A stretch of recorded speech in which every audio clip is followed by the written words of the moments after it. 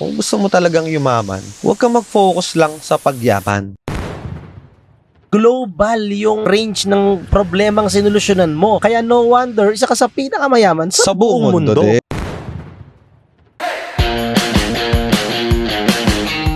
Nabanggit niya nga na kung gusto mo talagang yumaman, huwag kang mag-focus lang sa pagyaman.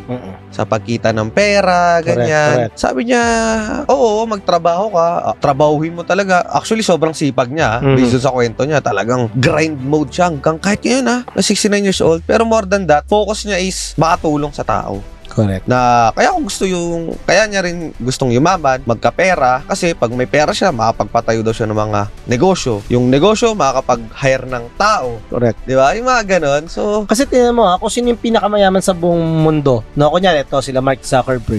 Ano yung sinolusyonan niyang problema? Magka-connect yung mga tao sa buong mundo.